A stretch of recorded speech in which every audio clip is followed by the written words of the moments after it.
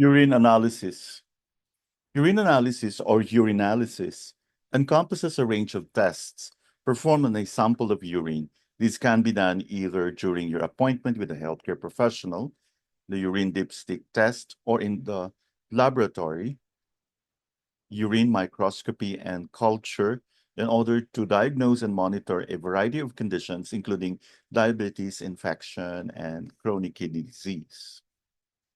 You may be asked to provide a midstream clean catch sample of urine. This means that the first and last parts of your urine stream, which are more likely to be contaminated with bacteria from the skin, are not included in the sample. Women should clean the labia and hold it open as you collect the sample. Men should clean the tip of the penis. Your doctor or nurse will provide you with a sterile container, and this should have your details and the date written clearly on it. A sample can be kept in the fridge for up to 24 hours if you are unable to give it to your doctor within the hour. Urine samples provided first thing in the morning will be more concentrated and therefore more likely to pick up an abnormal result. Urine samples can also be affected by your diet, physical activity, and dehydration. So it is important to mention this to your doctor if you think it may be relevant. Home testing kits are available, but it is advisable to see your primary care provider to get your urine tested. They will be able to provide the right equipment and have the expertise to interpret the results correctly and send the sample off for further tests if needed. You should get your urine tested if you notice blood in the urine, if you are passing urine more often than usual, and or with any pain, burning, or stinging, or if the urine is cloudy, smelly, or a different color than usual. Urine may be sent to a laboratory for analysis.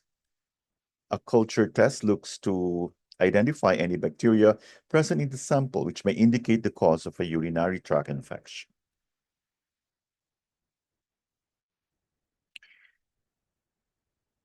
A dipstick test uses a strip with colored pads, which change color when they react to the presence of a substance in the urine. Leukocytes or white blood cells are usually suggestive of a urinary tract infection or contamination from vaginal discharge. Nitrites are released by certain bacteria, and their presence is suggestive of an infection. Proteinuria may represent damage to the kidney's filtration system due to diabetes, high blood pressure, kidney disease, or conditions such as myeloma. pH, acidity, alkalinity. The pH of the urine can change as a result of your diet, kidney stones, or certain infections. Ketones for ketonuria. Ketones may be found in diabetic people with very high blood sugar, diabetic ketoacidosis, in those on low carbohydrate or starvation diets, and in urine that has been left stagnant.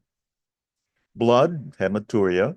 Red blood cells in the urine may be the result of infection, stones, kidney disease, cancers, or contamination from menstrual blood.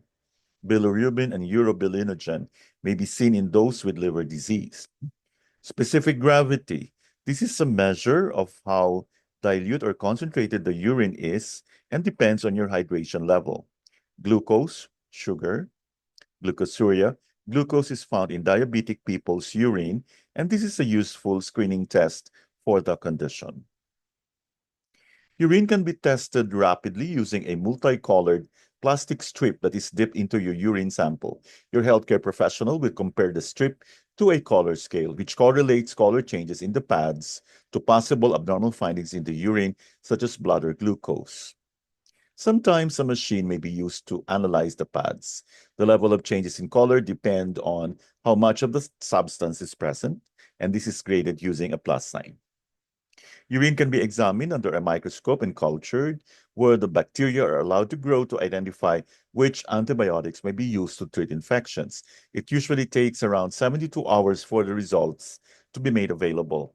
The presence of abnormalities such as red blood cells, white blood cells, casts, crystals, yeast, and parasites can be seen and counted using a microscope. Another test performed in the laboratory is to measure the amount of a protein called microalbumin. This measurement is used to calculate a score called ACR.